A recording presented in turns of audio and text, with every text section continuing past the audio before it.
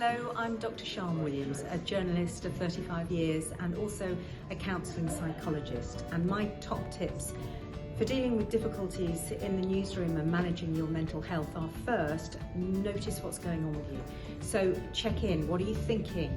What are your emotions doing? Do you feel anxious or scared or angry? And where do those emotions sit? So pay attention to what's going on in your body. Do you feel any tension in your stomach, in your throat? Are you behaving differently? You might be withdrawing or avoiding or just not engaging with people in the same way.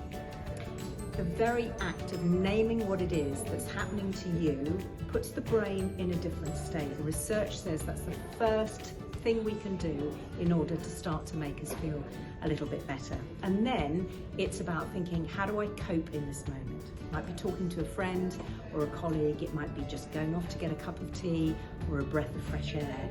It might be just calming down your heart rate and your breathing by taking a few deliberate breaths. Look around you, see how other people are coping as well. Maybe they need some help. Journalists are a very resilient bunch, but sometimes the news can get to us. It can get to all of us. So remember, be kind to others, but remember too to show that self-compassion and that kindness to yourself. 2 top tips for looking after your mental health when you work in a newsroom.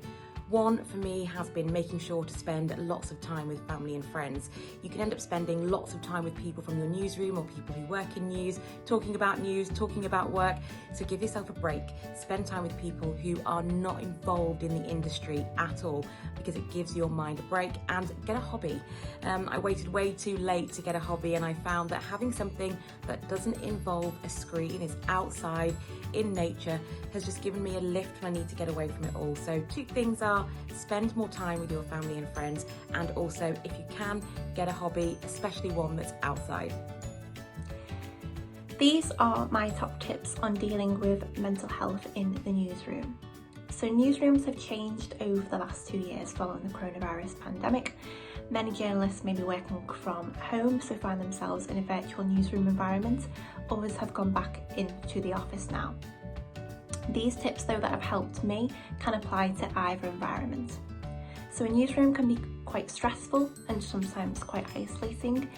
So keeping up with deadlines and stories can help keep you busy, of course, and focused, but they can also produce anxieties as well, depending on what story you're working on and the pressures that are coming in from your editor and the site for when they want that story, particularly if there's a story that's particularly triggering to you, or if you're simply having a bad day. A newsroom can be the last place you want to be in that frame of mind.